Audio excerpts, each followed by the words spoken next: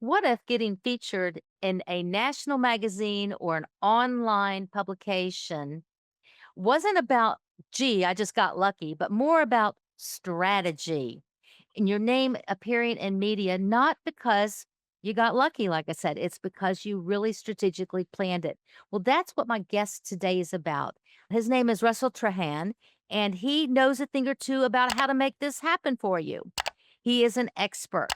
He is the owner and president of PRPR Public Relations, and he's the author of Sell Yourself Without Saying a Word. I love that title. So he started his career in working with the Chamber of Commerce and different, I guess, the Downtown Business Association. And that was in Orlando, I do believe. And then he also had, after he had a tenure with Walt Disney Company, and he joined PRPR. Now, he then later purchased PRPR and became the sole owner and president of the company. So let me tell you a little bit about PRPR. I know a thing or two about them because I actually had hired them back in the early 2000s and worked with them, and their claims are accurate. So I'll get to their claims in just a minute. So if you are a speaker, if you are a nonfiction author, if you are a consultant or a coach, and maybe you want to book more speeches, maybe you want to increase your fees or sell more products or just increase your credibility, this is the episode you're going to want to hear. So make sure you, first of all, hit that subscribe button if you're on YouTube. Anyway, subscribe to this channel so that you don't ever miss an episode because we put one out every single Tuesday. So don't want to miss one. So let me tell you a little bit more about Russell. So he has been with PRPR for, I believe, 25 years now. He has a track record. I can't believe this, but it's true. He has a track record of getting 100% of their clients placements. And it's true because they placed me on I got into all kinds of magazines, articles that I wrote. So they put you in front of your target audience. And so it doesn't really, it's like, who's your target audience? They're going to get you in front of them. So if you're a speaker, consultant, author, whatever it is, he can help you out. So we're going to learn a lot about this company today and how they can help you get the name recognition and be the go-to person in your industry. Because after all, that's what we want. We want to be the go-to person, right? So welcome to the show, Russell. I'm so glad you're here. Great. Thank you, Zelda. And if I may, just so that your audience knows I'm always completely honest in everything I say, I want to back up a little bit. The agency itself is 25 years Okay. old. Oh, I've been with it for 20 years now. It's 20 years in 1 month. I started with the agency in October of '05. So the agency was started in about 1999, 2000. It's a little ambiguous as to when it started. Our founder, that you know real well, Pam Lontos, who was a speaker, consultant, and author in her own right, really started doing for others what had worked so well for herself. And so, she just kind of started doing it and then said, hey, let's make this an actual business. And so then kind of filed the incorporation papers. So, around 1999, 2000, then I joined the agency in '05. And then, like you said, in March of 11, when she decided to retire, I mean, the company was so well branded, had such a great reputation. I would have been an idiot not to. So when she decided to retire, I said, hey, I'll buy it from there you. you go. So I bought it and continued on with her methods, kind of kept up, obviously, with the changing times and the modern methods, but what works, so kept moving forward with it. And here we are today with a 25-year-old agency that still can say we get 100% of our clients placed. There you go. I love it. I love it. It's Yeah. great. So it's been around a long time. This is not a brand new company, No. just starting out from square one. They are established. So speaking of established, so for professionals who are not household names, which is probably the majority of small businesses, we're not household names. What's maybe some of the first steps in becoming seen as an expert in their field? Sure. Well, first of all, one of the major mistakes that a lot of professionals make starting out is they want to push out the message that they want to say. They're so excited about what they have to say and what they know. And they just want to say, hey, here's me. And quite frankly, that's wonderful. Your mother may love you, but that's the media just doesn't care. Right, That's right, that's right. not what it's about. It's really about the with 'em. That's if you want to get an editor's attention, give the editor content, give them information, give them what their readership is going to care about, give them what their audience is going to care about. It's the WIFM for the editor, the what's in it for me. That's the acronym. What WIFM stands for is what's in it for me. What the editor is going to care about, if you're going to get the editor's attention, you have to play through the editor to their readership and what's going to be important to them. It's not about what you want to say, but what that reader wants to hear, what that reader wants to know. So you've got to kind of put it in those terms, put it in that method. So, I understand it's kind of like, what's the difference between self-promotion and strategic publicity? Exactly. So, That's it. self-promotion is telling them what you want them to hear, but the strategic publicity is telling them what they want to hear. Would that say that's right?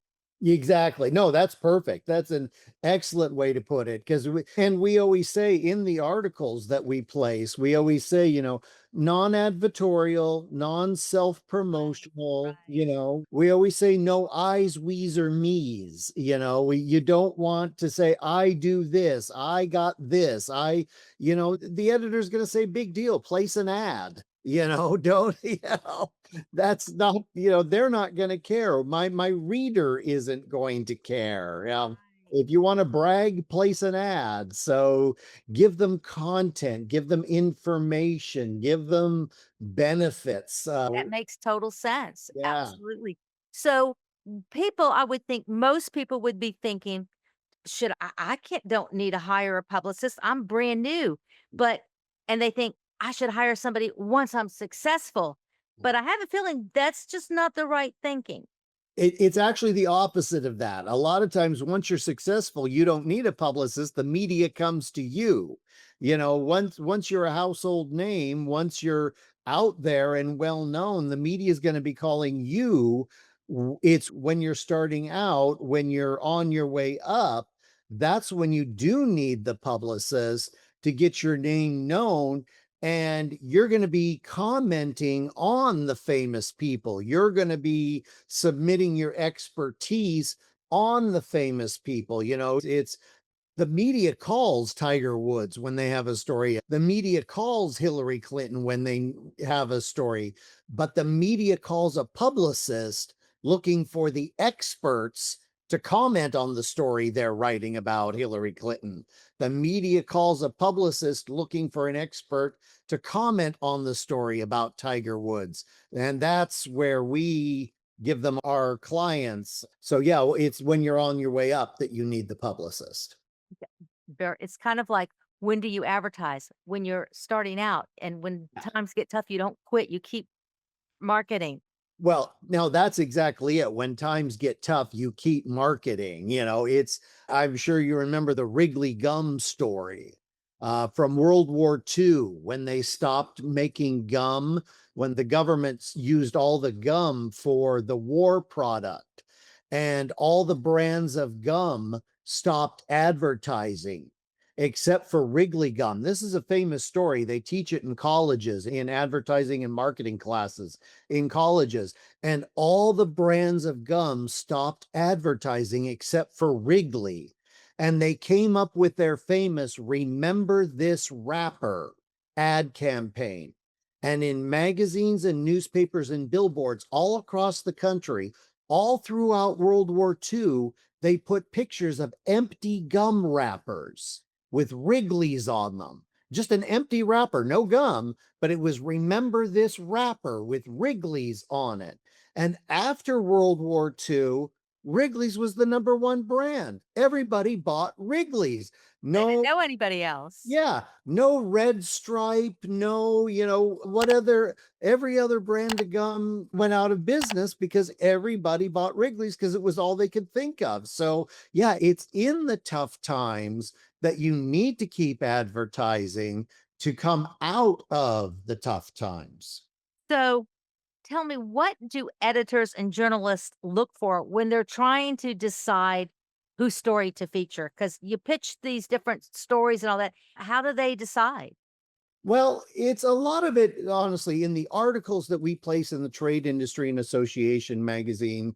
A lot of it has to do with relevance to their association and industries, what's going on in their industry and their association.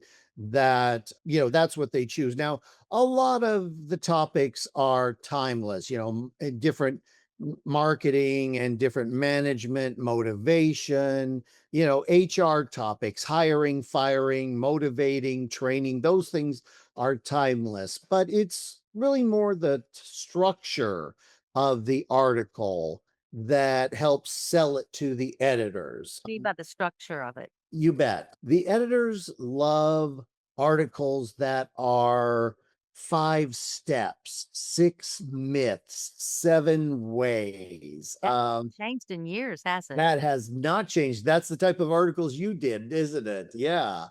Because what? Yeah, I Sorry. said, yep. It's 5.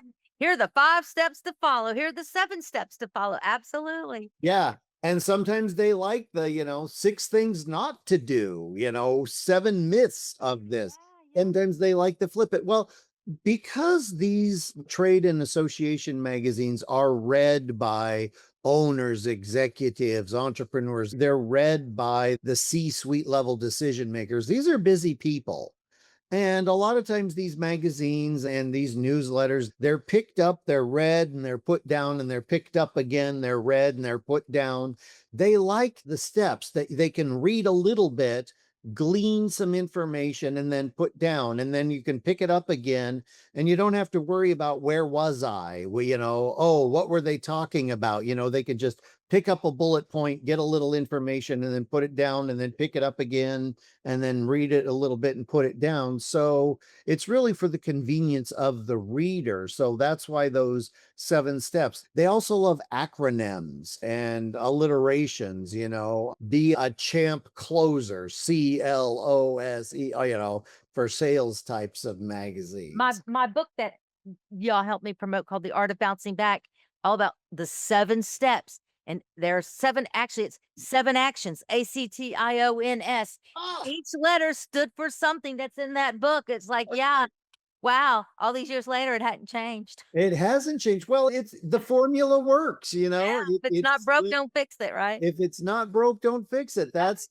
that's what I tell people is, that's what our clients tell us gets them results. So that's why we still do it. So Yeah. what are some of the biggest mistakes, the most common ones that people make when they're pitching to the media to get their articles published? The mistake, like I've already touched on one, and that's the leading with themselves. Right. They lead with, I've got this, here's who I am. Here's my expertise. They don't lead with the content. They don't lead with the solution. When we're pitching out an article, we often don't even mention the author until the 3rd paragraph. We'll go when we're pitching an article, we lead with, here's the situation, here's the solution. Oh, by the way, here's who wrote it. We don't get till the author's information until the 3rd paragraph. The hook is at the beginning. The hook, oh, definitely. The Hook hook is is at at the the beginning. beginning. Here's the situation you may find yourself in. Here's what's going wrong. Here's how this article can solve it. Here's 3 things your reader is going to get from this article. Oh, by the way, here's the credentials of who wrote it. Because that's what the editor is going to care about is what's my reader going to get from it? and then, okay, give me some idea about why I should care about who wrote it. So I would say the number one mistake they make is leading with themselves. Quite frankly, unless you're Barack Obama, nobody cares that you wrote it. They care, what's in it Yeah. for What's them. in it for them? Another big mistake people make is, like, they'll pitch it out and then make themselves unavailable, pitch it out and then get on an airplane for 5 hours, or, pitch it out and Do you mean, Russell, are they if you pitch it out, I'm assuming you're talking about they send it via an email, exactly, and sorry, are yes. you saying that most of these people respond so quick that you can't go get on an airplane or go Some of them, yes, these days. Now, not so much probably when you did it, but today, especially with e-zines and newsletters and websites. And I mean, these days, I pitch an article, I send out an email on Tuesday offering an article, and it's in e-zines and newsletters and websites on Thursday. I mean, I it is believe it, just yes. that fast. I mean, most editors still work on a 60 to 90-day editorial calendar, Mhm. and an article that I offer out on in November, I don't expect it to be in print until January or February, but literally the electronic versions come out a day or two later. I mean, I'm sending out an article yesterday and I've already got promises for it to be in newsletters already. So, yeah, making themselves unavailable after they offer it. Especially speakers and consultants, where they're, flying off to do a presentation, they say, "Hey, I've got this article available. Oh, I guess it's not available. I'm on a plane to So Minnesota to you're give a saying speech." first you send them the pitch idea, you don't send them the article, you just send them the idea, and then if they're interested, then you send them the article. So, can you is there a different way to pitch, like, print versus online? Are they a different type of pitch, or are they pretty much the same thing? Pretty much the same thing, simply because these days everything that's in print is online as well. Everything that's in print has a digital archive. You've got your in print and you've got your PDF online, you've got your in print and you've got your website True. posting of it as well. So it's all the same Everybody's these days. repurposing everything. Exactly. Yeah. Yeah. Now, it's still a different audience usually. Some people read it exclusively online, some people read it only in print. So you want to make sure to do both because you're getting, twice the exposure. So, So let me ask you, so if you submit an article, how do you how is what are the what's the word I'm looking for? What's the protocol, I guess, for sending an article to a publication? And you don't want to, maybe they'll respond, maybe they won't, but can you send it out to multiple publications? Do you have to change the title? Do you have to change something, or right. how does that As work? long as you're upfront about it, when you send out the article, as long as you let them know when you offer it to them, when you say, "Hey, I've got this article I've written. Here's what it's about. Here's what your readers are going to get from it. I'm offering it to you on a non-exclusive basis." Let them know that right up front. Then they know, that's how they're getting it. Because quite frankly, the New England Bar Association doesn't care that the Midwest Insurance Association is getting the same article. Doesn't care that the Southeast Construction Association is getting it, doesn't care that the California Realtors Association is getting it. That, as long as they all know up Up front. front. So You put know, that in your pitch letter. but yeah, put that in your pitch letter, or make sure it's in your script if you're on the phone. Make sure they all know it up front. That's But great. yeah, you don't really need to change the article. I mean, you can take one article and send it out to all of them. Just, make sure they know it up front. And then, wait about a month, 6 weeks or so. Well, okay, so send out the pitch, wait for them to come back to say yes or no, I want it, then send them the full text of the article. That way, who's got it or who doesn't, who's got it and when they're going to use it. Now, if they have said, "Oh, I like this article, I'll use it in my next issue or whatever. But if you haven't heard from them, if they've gone radio silent on you, then I'd say wait about 6 weeks or so and then follow up with them. So, Okay. Sounds good. It's like, yeah, don't blow up their phones and their emails. no, I get that as a realtor. People blow up my phone all the time. I'm like, no, I do want to sure, sleep. sure. So you work with nonfiction authors. Yes. So are there specific strategies for them to get their ideas in front of the right audience? Well, a lot of it is who's the target of their book, who's the intended reader of their Let's say it's HR HR, laws and sure. rules. Yeah. I would target the HR. Who's the HR manager of that company? What are the HR associations?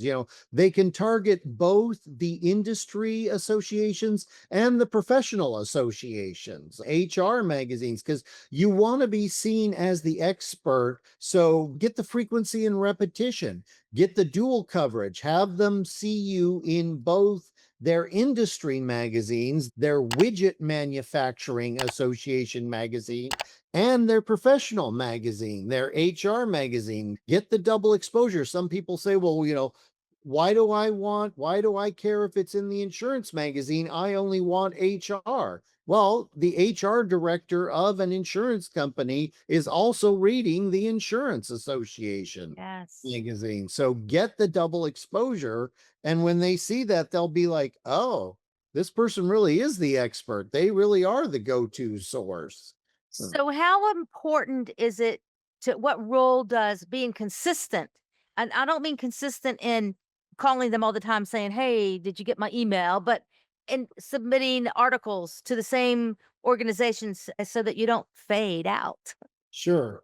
Well, you want to build frequency and repetition. You want them to see your name over and over again. There's the old adage of, having them see your name, having them hear your name message at least 7 times before they act on it. Fortunately, with print, it doesn't take that. Old adage comes from radio and television, where they have to hear your name 7 times.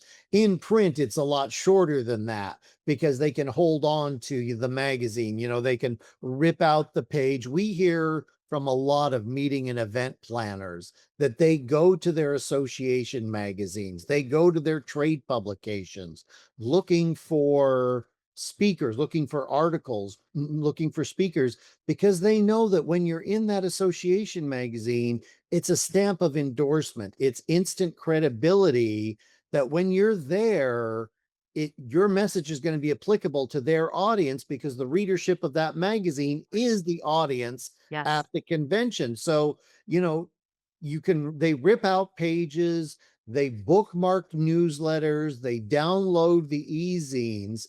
So it's a lot quicker in print. It's a lot quicker with the articles because you can get in monthly. You can get into, we get a lot of our clients that if the editor gets a good response to your article, they'll start asking us to send them columns. We actually, for some of our clients, have developed what we call a send directly list, where we don't have to pitch the article anymore.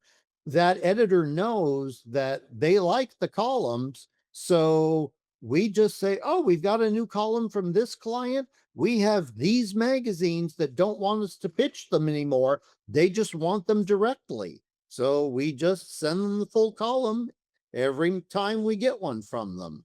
Now, So, is it important, Russell, to at the end of your article to do, and I just remembered this from the old days, okay? We would write the little copyright, all rights reserved, or you have permission, blah, blah, blah, just give me credit. Are those kinds of things still relevant today? not so much anymore. No, you don't need to tag that at the end of your articles. But because the articles themselves, like I say, no I's, we's, or me's in the articles, no self promotion in the articles. What you do want to tag the end of the articles with, and I'm sure you remember this, is the bio paragraph, is the 50 to 70 word. This is who I am. This is, No, I wasn't aware of that. Oh, yeah, do you No, there used to be I didn't do that. I did I don't remember doing that. I have to go dig up when my old magazines, but because I saved them, yeah. but I don't remember that. There's always like a 50 to 70 word bio paragraph at the end. Zelda Greenberg is a speaker, author, and consultant. She has spoken in front of 70 groups on 5 different continents. Her main focus is real estate. If you're interested in having her come to speak to your next event, please click here and put your URL there. So that's where the promotion comes in, is in that bio paragraph. Okay, that's important to know. Yeah, Yeah. that's where we really work with our clients to focus in on what they want that reader to know about them. You know, to focus in on, are we promoting their book? Are we promoting their speaking? Are we promoting their consulting? And the call to action at the end: for more information, click here. Click To here. talk about your next event, go to buy my book, please visit. And everything ends with their URL or a landing page, or, wherever. We were helping one client one time build an audience for their radio show. So it was, to listen in, please visit. And it's really great because that URL, with everything online these days, they hot link back to that, and it's phenomenal for organic SEO. That's wonderful. You know, Got my little mind going, ooh, I got some yeah, ideas now. So that's because awesome. yeah, with each article getting multiple placements all across the country, that is phenomenal SEO out there. That is. Yeah. So So let's switch for just a second. sure. AI. We have to talk about AI. We have Yes. to. So Yes, yes, there's yes. so much content being created with AI. So how do professionals make their voice stand out as authentic and human and it's not created by AI? I know wherever all everybody's tweaking it at least. Hopefully they're not just using AI, they're tweaking whatever, but how do you stand out and make let people know this is my voice. This is me. This is not Chat GPT. Sure, you bet. Well, a couple of years ago when AI first came out, Yes. I had an author who sent me an article, and he said, "Hey, I had AI write this for me. Send this out. See what you think of it. See what it gets." And I pitched it out. I sent it. I didn't tell my editors that it was an AI article. This was about 3 years ago. Okay. I didn't say a thing. I just sent it out, and it was well requested. It was well requested because the author, who I shall not name, but he's fairly well known in certain circles. And I sent it out, and it was well requested, but not well placed at all. And I finally went back to some editors and said, "Why not? Why didn't you like this?" And they said, "Russell, it sounds like it was written by a 3-year-old. It just, this is not what we can put in front of our executives. This is not what we can put in front of our C-suite level readers. This is junior high stuff. This is not his usual, who wrote this?" And I started to admit to them then privately that this was AI. And I had to go back to the author and say, "You can't send me any more AI articles. I'm not going to send them out. This is damaging your reputation and mine. I'm not sending out any more AI articles." And about the same time, I had another author who told me she had Chat GPT write an article, and she wouldn't even send it to me. She thought it was so bad, Oh, she wow. wouldn't send it to me. Now, that same author, Susan is her first name, she has actually, in the meantime, spent a great deal of time feeding AI her articles, her old articles. And she's fed it dozens of her articles, and she has had it write articles, and she has edited them and sent it back to AI. It sent it back to Chat GPT, and she has spent literally like 2 years teaching Chat GPT her voice Yes. and her style. Yes. And she has spent a great deal of time on this. And I got to tell you, it has paid off, because we will, at 10 o'clock in the morning, we'll talk about an article topic, and I'll say, "Hey, how about this?" And she'll say, "I'll work on that." And 4 hours later, she'll send me an article that won't need any editing. It'll be absolutely perfect. I will pitch it out. It'll get a dozen to 14 placements, just like an average article at the agency will do. editors have no idea it's written by Chat GPT. It's just like all Well, of her. because it was done in her voice that Yeah. she knows how to. I always say this about I wrote a course on for beginners on AI. It's Mhm. for beginners because there are so many people that I won't even go down that road, but it's like you really have to understand how to prompt Yeah. the AI. If you don't do the right prompts, it's going to give you the 3rd grade answer Yeah. that She you were took saying. the time. She put Yes. in the work. It takes time. Got Yes. you've gotta have the background in, and put the time in behind it. Otherwise, like you say, it's gonna be like a 3rd grader Yep. wrote it. Yep. I didn't mean to say Absolutely. three-year-old, I meant to say 3rd grader, Well, but yeah, I thought you did, but yeah. whatever. But we got the idea. Yeah. So, yeah, she took the time and now it's paid off. Now she can, Yes. whip out You an can use article it, in but that. you have to know how to use it correctly. Yeah. By She taking had to your own master stuff it. and really yeah, I get what you're saying. I get it. That makes total sense. So, is there a trend that you see in PR right now? Do you see some trends coming up? By people that trends in PR in general? Mhm. Or okay, I didn't know if we were still on AI. I thought you were saying AI Yeah, trends. well, trends well, it could be AI because AI is trending right now. Just in general, do you see anything in the horizon? How many of your listeners are fellow PR people? Because I hate to I don't know. They're from all over, but I don't know. 'cause I was gonna say, I see, just, the increased laziness in PR. Oh, I think is that I because of AI? I think so. I think social media added to, and I don't mean laziness, but I just mean Well, um yeah, there you do get lazy. yeah, but, I Get think social complacent. yeah, social media and the internet added to it just, because I saw a lot of things there. Just, I reporters used to have writers, reporters, not necessarily PR, but writers and reporters, they used to have to look for sources. They used to have to work, and we were there to help with all that. But a lot of that's gone away now. Yes. I've had writers and reporters now, they rather than have to pitch things to them, they go and Google them and Yep. find them. And I literally had a reporter one time. I had a client. The reporter sent us a pitch, or they were looking for a source for something, and they sent it out to a bunch of agencies.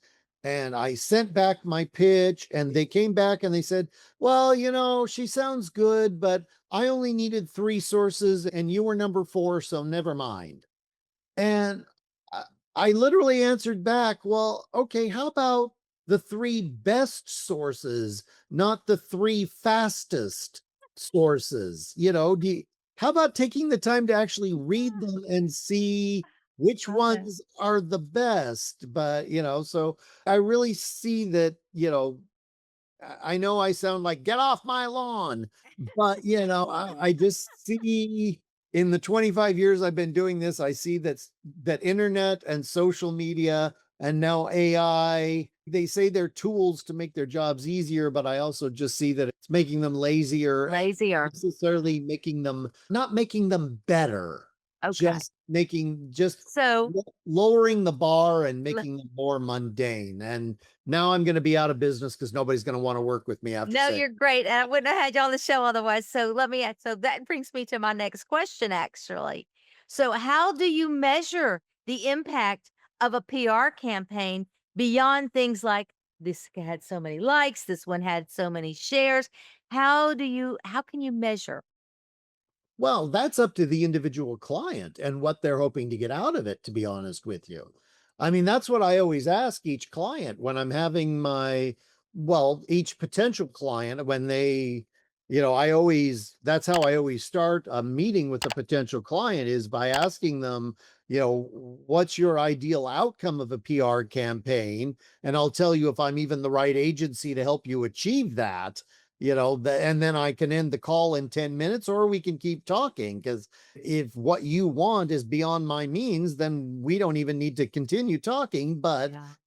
and then, if it is, okay, let's discuss how we can even do it. But, it's up to the individual client to determine that success, because if you're hiring me, I can get you placements in association, trade, and industry magazines. that's what you hire me for. But it's up to you to determine what you do with those, how you use those. And that's any publicity campaign. Yeah. I don't work in broadcast, but if you hire somebody to get you on television or get you on radio and they do, and it depends on then, okay, what do you as the client do with that publicity? How do you manage it? So publicity in itself is a means to an end. So it's not necessarily the success of the campaign, but what then do you do with Do the with it. publicity? It has to be part of that strategic plan. I'm going to do this and get in these articles so that I can become I get hired as a speaker or Yeah, talking about my book so that people will buy my book or they'll have me speak and I'll sell some books there. So those kinds of things. So you have to have it's strategic. Like we said at the very beginning, it's not about luck, it's about being very strategic in what you're doing. exactly. Exactly. One of the best analogies I've ever heard is it's like going out and buying a brand new car. It doesn't do any good if you just park it in the garage. No, You hire a publicist, they go out and get you all this publicity. It doesn't do any good if you don't do something with do it. something with it. That's true. So is there one piece of advice that you could give a professional who wants to become known as the go-to person in their industry? If there was just one thing you could tell them to do, what would it be? Define your target market. Nothing kills it faster to say, oh, everybody can benefit from my content. If everybody can, then nobody will. So define your target market and know where they are. Yeah, Go, what magazines do they read? What social media platforms are they on? And then position your content in front of them where they already are, and that will draw them back to you. that's brilliant. Yes, yes. So tell our listeners, Russell, if they want to contact you, they want to hire you, and y'all should because he knows how to get you in front of your target audience. I know this because I've hired them and it works.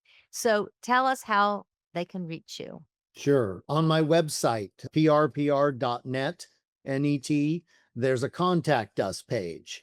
If you go there, fill out the form, it comes directly to me. We'll set up a complimentary consultation and I'll find out if I'm the right agency for you or not. That can't be any easier than that, can it? It's like Try to that. keep it simple. Keep Yes. it simple. That's right. Keep it simple. prpr.net. PRPR.net, not .com, it's .net. So don't That was and we're already gonna put taken. that yeah, and we'll put that in our show notes so Thank you. people will see that. So, Russell, I have one final question. It is my signature question that I ask all my guests. So, if you could share a story about an opportunity that presented itself to you because of a connection that you had. Sure. Actually, I've got a great one. Okay. Because he was probably a client back when you were a client. Okay. Cal Potter was or is still a safety expert. Oh, And he was doing articles with us back when I joined the agency in '05, when I was just an agent and making pitches all day. And that's all I was doing. And then that was back in '05. Flash forward to 16, and his campaign ran its course. It was very successful, and he moved on to other things. Hadn't spoken to him in 10 years or so. Then flash forward to 2016 in Washington, D.C. at the Institute of Management Consultants convention. I reconnect with Cal Potter. He was there. And we were talking about he had just come out with a new book. He gave me the idea to write my book. So that's where my book came from. But then it turns out his daughter, Nona Prather, who worked for him for many years, many professional speakers get their whole family in. So his daughter, Nona Prather, she is now a speaker agent and she represents other speakers getting them booked. So I ended up connecting with her. And now that I own PRPR and she is out on her own representing speakers, I've connected with her and we share many clients back and forth.